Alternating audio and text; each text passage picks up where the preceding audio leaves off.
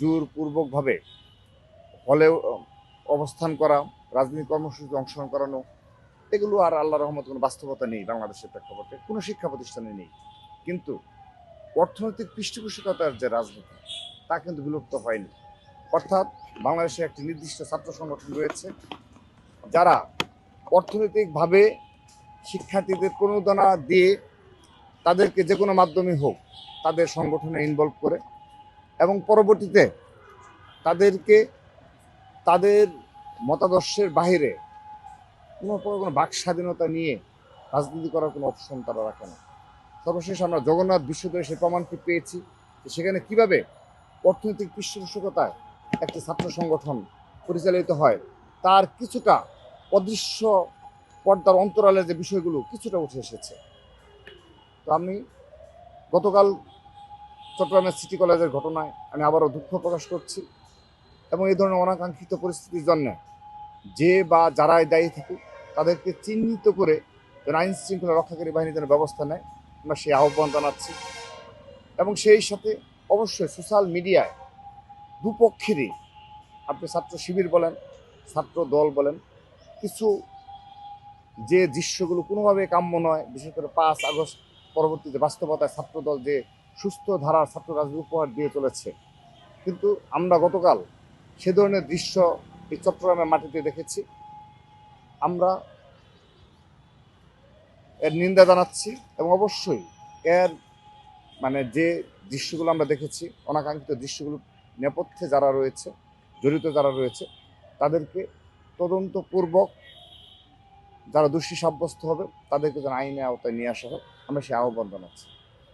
একই সাথে আমি মূল যে ঘটনা, যে গুপ্ত রাজনীতি, আমরা সেই 5 আগস্টের পর শতবার, আমি বলবো হাজারের অধিকবার এই বাংলাদেশের বিভিন্ন শিক্ষা প্রতিষ্ঠানে আপনি গুপ্ত রাজনীতির যে অপসংস্কৃতি গড়ে উঠেছে সেটি আমরা লক্ষ্য করছি।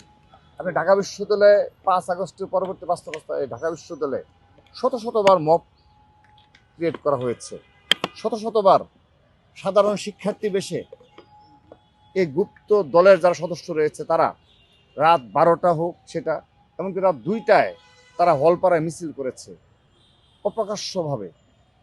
এবং সবচেয়ে বাংলাদেশের যে এই সংকটের মূল যে বিষয়টি রয়েছে আমি সেটি বলবো। তো সে কারণে গতকালকের এই ঘটনায় আমি দুঃখ প্রকাশের সাথে সাথে আরেকটি বিষয় বলতে চাই। আমরা যে বারবার যে অভিযোগ করে থাকি যে গুপ্ত রাজনীতির কারণে সকল শিক্ষা প্রতিষ্ঠান অস্থিতিশীল পরিবেশ তৈরি হচ্ছে এবং আগামীতেও যদি গুপ্ত রাজনীতি চালু থাকে তাহলে হয়তোবা এই ধরনের অনাকাঙ্ক্ষিত ঘটনা ঘটতে পারে। কারণ দেখুন, গতকাল সিটি কলেজ, চট্টগ্রাম সিটি কলেজের ঘটনা, সেই ঘটনায় কারা আহত হলো ওয়ার্ড শিবিরের সভাপতি, আহত হলো বণিক সমিতির XYZ, আহত হলো মহানগর শিবিরের XYZ। কেন? সিটি কলেজ ক্যাম্পাসে তাদের কাজ কি? তারা কি উদ্দেশ্যে সেই সিটি কলেজ ক্যাম্পাসে ওয়ার্ড শিবিরের সভাপতি, মহানগর শিবিরের সভাপতি?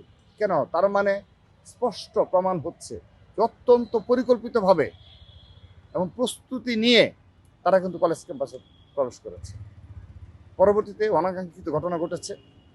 আমি তাদের প্রতি আহ্বান জানাই, তারা আজ যদি প্রকাশ্য রাজনীতিতে তারা সম্পৃক্ত থাকতো, তারা জানতে পারতাম যে বণিক সমিতি সে কোন দলের অনুসারী, সে বিএনপি হতে পারে, আমরা তার বিরুদ্ধে ব্যবস্থার জন্য তারাও আহ্বান জানাতে পারতো।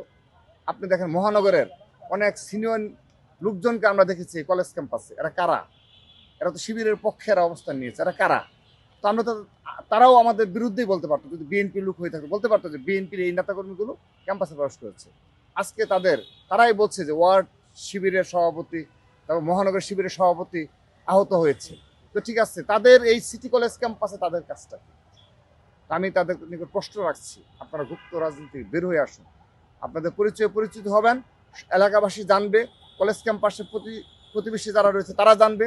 তাহলে এই ওয়ার্ড শিবিরের সভাপতি, মহানগর শিবিরের যারা নেতৃবৃন্দ, বণিক সমিতি নেতৃবৃন্দ গিয়ে কলেজ ক্যাম্পাসে গিয়ে এই ধরনের অনাকাঙ্ক্ষিত ঘটনার হবে না।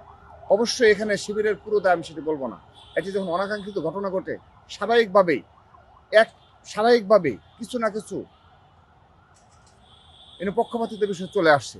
সে কারণে আমি অনুরোধ জানাবো তারা যেন পক্ষপাতমূলকভাবে যে বক্তব্যগুলো গতকাল থেকে রেখে চলেছে সেখান থেকে বিরত হওয়ার আমি আহ্বান জানাচ্ছি। সেই সাথে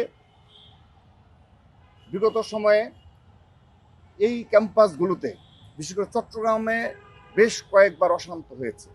আপনি দেখবেন সেখানে লেখা রয়েছে যে একটি বিশেষ মানে গোষ্ঠী রয়েছে যারা এখানে ক্যাম্পাসে ওয়ালে ওয়ালে লিখে রাখে, দেয়ালে দেয়ালে লিখে রাখে যে ছাত্র রাজনীতি মুক্ত ক্যাম্পাস।